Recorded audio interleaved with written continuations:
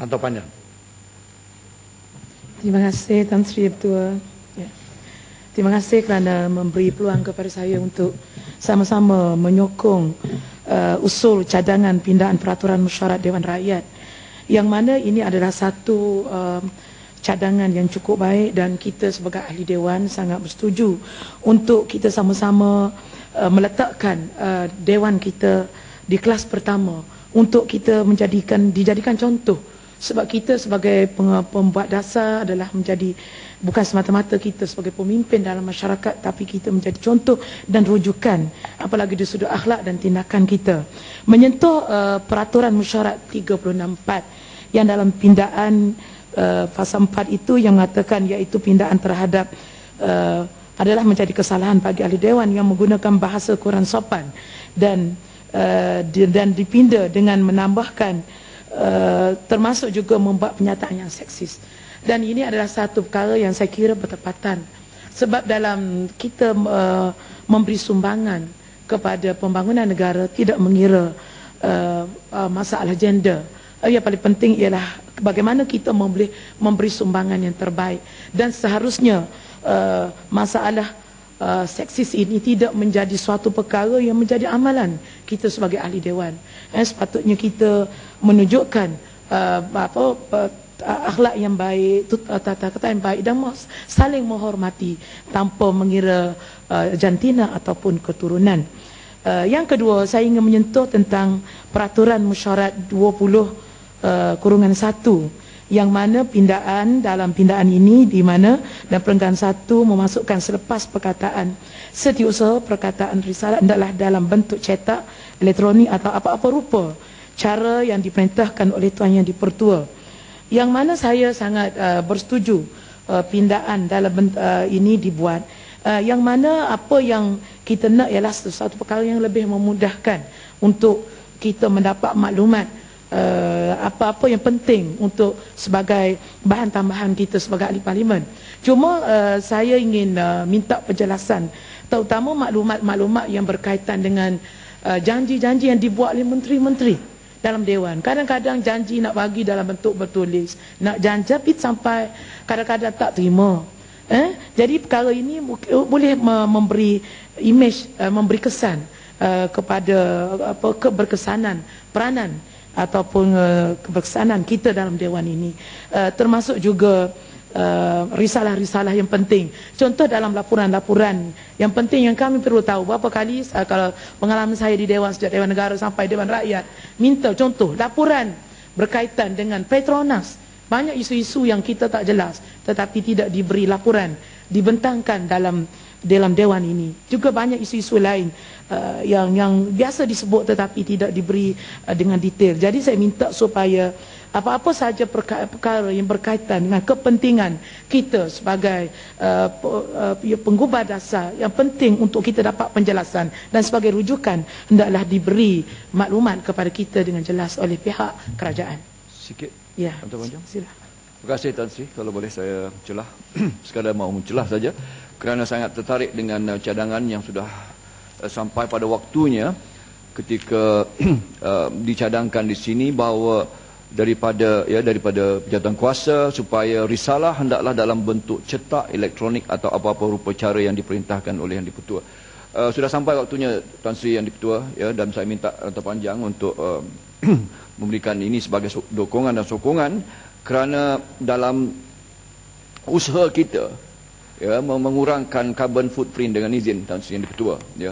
Saya minta Dewan Yang Mulia ini tolong perhatikan banyaknya, ya, kilogram cetakan bahan-bahan penerbitan ini yang saya pasti dan saya yakin kerana diri saya sendiri tidak mampu menelaah, mungkin tidak sampai 2-3% daripada apa yang dilambatkan kepada kita, dan setiap sesi dan persidangan kita bawa balik. Saya kurang pasti akhirnya ke mana bahan-bahan yang seberat dan sebesar ini, ya. Saya ingatkan Dewan Yang Mulia ni, Tan Sri Yang di-Pertua, bahawa pada setiap 200 kg kertas yang kita terbitkan, ia sebenarnya menghasilkan 130 hingga 250 kg carbon dioxide. Itulah banyaknya Tan Sri ya, dengan apa yang kita sebutkan, Perdana Menteri mahu mengurangkan 40% emisi karbon dioksida kepada setiap apanya dalam Copenhagen Conference itu. Saya tidak nampak fi'il, tabiat, perilaku dan urus takbir kita ini ke arah situ.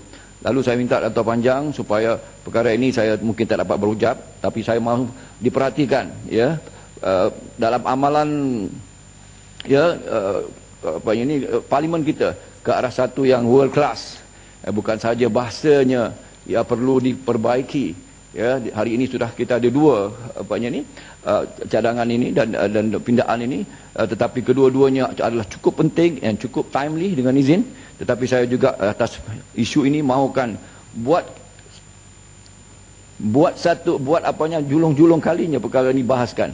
Ya, saya minta supaya parlimen Tan Sri Yang Dipertua selaku orang yang bertanggungjawab, ya, supaya menghentikan, ya, penerbitan terbitan semua yang sebenarnya bukan hanya dari sudut carbon footprint saja, tetapi kalau kita hitung pula dari sudut kewangannya, nilainya, ya, dan dari value for money-nya, saya tidak nampak. Sudah sampai masanya Tan Sri Yang Dipertua supaya kesemua bahan-bahan ini boleh saja kita elektronikkan dan kita berikan dalam bentuk CD, dalam bentuk elektronik, dan saya yakin Datuk Rosmi juga, ya, selaku sudah memahami perkara ini dan mesti ada komitmen untuk berubah ke arah itu. Dan sebetulnya itu saja untuk pandangan dan perhitungan Dato' Panjang. Terima kasih. Habis Selangor, Kuala Selangor. Saya bersetuju dengan pandangan Yang Berhormat dan saya minta supaya ucapan Yang Berhormat ini dimasukkan dalam sebahagian ucapan saya untuk dijawab oleh pihak kementerian, pihak kerajaan. Dan saya juga ingin tanya dari sudut Pucung. Minta penjelasan Dato' Panjang. Terima kasih Yang Berhormat Dato' Panjang. Terima kasih Tan Sri Speaker. Saya berbalik kepada apa yang dikatakan oleh Yang Berhormat berkaitan dengan 36.4 tadi. Dan persoalan yang dibangkitkan adalah ini. Yang Berhormat, kalau kita lihat, Tan Sri Speaker, kalau kita lihat apa yang sudah terkandung dalam 36.4 ini, perkataan-perkataan dia cukup luas, ya, adalah menjadi kesalahan bagi ahli-ahli Dewan yang menggunakan bahasa yang kurang sopan. Jadi bukankah itu cukup, ya, untuk merangkumi juga perkataan seksis? Ya, adakah perlu kita sebagai satu parlimen menyatakan dengan spesifik perkara seksis? Bukankah ini memalukan kita? Seolah-olah kalau tidak disebut kita tak tahu perkara ini. Seolah-olah kalau tidak disebut Tuan Speaker pula tak tahu bagaimana nak hadkan seseorang yang mengucapkan perkara-perkara yang, ya, yang memang seksis ini. Ya, yang ini menunjukkan bahawa parlimen kita, ya, perlu, kita perlu menyatakan di mana sepatutnya kita sudah tahu, di mana sepatutnya dalam undang-undang yang sedia ada sudah ada. Ya, jadi itu yang menjadi persoalan saya. Adakah perlu, ya, walaupun saya sokong sepenuhnya, kepada saya perkataan seksis ini sudah termaktub. Seksis, resis, semua perkara ini, ya, Tan Sri Speaker ataupun Deputy Speaker, kesemuanya seharusnya tahu apakah yang bersopan, apakah yang kurang bersopan. Ya, adakah kita perlu untuk membuat satu pindaan sebegini walaupun saya sokong? Ya, itu pertama. Kedua, Tan Sri Speaker, dari segi efektif, how efektif pindaan ini adalah kita perlu lihat, Tuan Speaker, kepada misalnya kalau boleh Yang Berhormat Menteri juga jawab ni. Kita ada peruntukan di bawah Houses of Parliament Privileges and Powers Act 1952, di mana di bawah Section 9, Tan Sri Speaker, disebut perkara-perkara yang menjadi contempt, ya, offences, di mana ianya menjadi contempt of Parliament. Persoalan yang berbangkit adalah kalau kita cukup serius, Yang Berhormat, ya, kalau kita benar-benar nak menjadikan ini satu tunjuk ajar bahawa kelakuan dan sikap sebegini tidak akan kita layan, ya, adakah kita hanya perlu meminda, ya, peraturan 36 ataupun kita juga perlu meminda akta undang-undang, ya, untuk memasukkan perkara ini ke dalam bahagian di mana dikatakan penghinaan parlimen, ya, di mana seseorang wanita, ya, perkataan seksis digunakan. Tujuan perkataan seksis tersebut kebiasaannya kita lihat adalah untuk, ya, to deflect the argument. Selepas perkataan tersebut dikeluarkan terhadap seorang Yang Berhormat wanita, kita lihat Yang Berhormat itu tidak boleh teruskan dengan ucapan kerana terganggu fikiran dia. Ya, ini kita lihat berapa kali. Ya, Kinabatangan bangun tadi nak cakap apa? He is the one that started all this. Tak malu langsung. Ya, tindakan tidak diambil. Ya, itu perkara. Let's get to the real facts. Ahli Parlimen Barisan Nasional semua duduk diam. Ya, sekarang nak bawa peruntukan ini, kenapa? Di dalam aturan 36 sudah ada. Ini menunjukkan bahawa double standards. Ya, jadi saya nak tanya, kalau Parlimen betul-betul serius, ya, nak menunjukkan, nak bawa satu mesej kepada ahli Parlimen, kenapa kita tidak meminda, ya, Houses of Parliament Act seperti mana saya katakan tadi? Dan yang ketiga, ya, kemungkinan besar yang berhormat, saya tak tahu, ini cadangan Tan Sri Speaker, saya tidak nak, I don't mean to offend Tan Sri Speaker, tapi kemungkinan besar Tan Sri Speaker, masa sudah sampai untuk kita ada satu speaker wanita. Ya, jadi kalau ada speaker wanita, saya rasa beliau akan faham, ya, cukup panjang kesan, ya, kesan kenyataan sebegini, dan saya rasa the entire attitude here will change, termasuk juga hukuman ataupun tindakan yang dikenakan kepada seorang ahli berhormat yang bertindak sebegitu, ya. So apakah pandangan Rantau Panjang berkenaan perkara ini? Terima kasih. Terima kasih Yang Berhormat Puchong. Saya sangat bersetuju dengan pandangan Yang Berhormat. Sepatutnya perkara ini dipertimbangkan, dan saya harap perkara ini diberi penjelasan oleh pihak menteri untuk mendetailkan kenapa pindahan-pindahan ini perlu dibuat dengan apa yang disebut oleh Yang Berhormat Puchong tadi, untuk kita sebagai ahli dewan untuk mendapat penjelasan di mana kedudukannya. Dan saya sangat bersetuju supaya adanya di masa akan datang speaker dewan ini di kalangan wanita, sebab kita nak wujudkan keseimbangan dan wanita lebih memahami mungkin dalam isu-isu yang berkaitan dengan wanita. Terima kasih Tan Sri Speaker. Saya mohon menjelas sedikit berkenaan dengan isu sexist remark, ya, sexist remark seperti apa yang dikatakan oleh Puchong tadi. Yang Mohon Puchong ada point, Tan Sri Speaker. Sekiranya kita ada satu set nilai yang sama, maka kita tidak perlu lagi penelitian berkenaan dengan perkataan seksis. Kerana kurang sopan dan biadab itu. Dulu. Yang Berhormat harus sedar bahawa laporan ini dibuat di bawah oleh Menteri. Jawatan kuasa tersebut saya yang mempengurusi. Semua yang dibangkitkan oleh Yang Berhormat boleh terjawab, tapi tidak elok bagi saya untuk jawab. Saya terpaksa tegur dengan Kuantan oleh kerana yang kita cerita ini peraturan mesyuarat. Yang sedang ahli Yang Berhormat berhujah ini melanggar peraturan mesyuarat. Itu sebab kenapa saya diam. Mencela bukan berucap. Daripada bermula tadi daripada arau, semua yang lain itu berucap. Jadi apabila kita membahas peraturan mesyuarat, terlebih dahulu patuhi peraturan mesyuarat. Itu Yang Berhormat, waktu bermasyuarat saya tidak langsung mau sexist remark dimasukkan, kerana bagi saya perkataan kurang sopan itu memenuhi. Tetapi menjadi budaya Yang Berhormat, apapun tafsiran daripada saya minta terima kasih kepada Puchong, tidak diterima, walaupun pada hakikatnya apa tafsiran saya itu betul. Jadi syukur Alhamdulillah pada hari ini saya dengar ada ujar-ujar yang setidak-tidak menyokong saya sekali-sekala. Sila. Terima kasih Yang Berhormat Ya Tan Sri yang dibetul di atas penjelasan tersebut. Saya cuma nak tanya Rantau Panjang berkenaan dengan ada cadangan daripada Kementerian Wanita untuk mengadakan kursus-kursus untuk sensitize ataupun gender sensitize, ya, kepada semua pegawai-pegawai kerajaan termasuk ahli-ahli parlimen.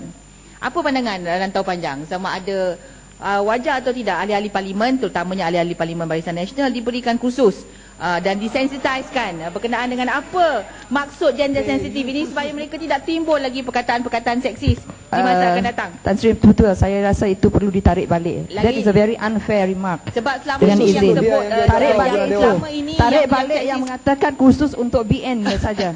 Saya rasa itu perlu ditarik balik. That is part of sexist remarks as well. Dengan izin, terima kasih. It's not sexist. Itu adalah partisan dia punya remark.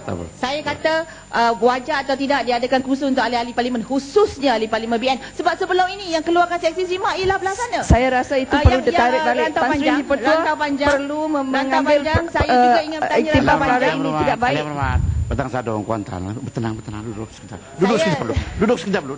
Kita nak atur orang lain tapi sendiri tidak betul Tan Sri yang betul. Alia berhormat, yang kita bahas ini peraturan mesyuarat. Mudah-mudahan daripada apa yang kita bahas pada hari ini memperbaiki semua kita. Ya. Sebetulnya peraturan mesyuarat ini menurut Iskinme dalam berbahas dia gunakan 3 perkataan saja. Dia kata good temper in moderation. Perbahasan yang elok. Kalau kita alih bahasa kepada bahasa Malaysia, dia kata cuba yang kita perlu ialah orang itu penyabar dan berkesederhanaan. Itu saja. Tetapi kadang-kadang macam begini. Kalau sudah ada elemen politik memang disambut. Macam ikan di bawah yang terlampau banyak, buang saja umpan sikit memang berebut. Kalau itu yang dapat dielakkan, selamat kita, berbahagialah kita semua. Sila rantau panjang. Kalau boleh, kalau disokong jangan lagi banyak perbahasan kalau boleh. Supaya saya jemput menteri, semua kita sokong. Lain akta kita bahas. Sila. Terima kasih Tan Sri atas nasihat untuk kami semua. Saya apa yang ditanya oleh yang berhormat Kuantan dan semua yang berhormat yang lain, saya bersetuju supaya kursus dan kepahaman terhadap apa yang kita bincang ini diberi kepada semua pihak. Dan saya sebelum saya menutup, siapa saya ingin kursus yang berhormat? Siapa yang beri kursus? Buat cadangan terus. Pihak kerajaan yang mencadangkan, pihak Kementerian Wanita yang menyebut bagaimana untuk memberi kepahaman dan perkara ini diberi kepada semua pihak sebab kita supaya isu-isu yang berkaitan dengan masalah yang kita sebutkan tadi tidak akan berulang lagi insya-Allah. Saya mencadangkan juga, saya ingin penjelasan juga, iaitu berkaitan dengan kos yang ditanggung oleh di Parlimen. Berapa kos yang ditanggung oleh Parlimen untuk cetakan bahan-bahan percetak yang bertimbun-timbun yang diberi setiap tahun, setiap satu penggal Parlimen bersidang ini, berapa kos, berapa juta nilai yang dibelanjakan oleh kerajaan untuk kos cetakan saja, dan berapa kos perbandingan pengurangan yang bakal kita dapat jimat apabila kita menggunakan cara elektronik.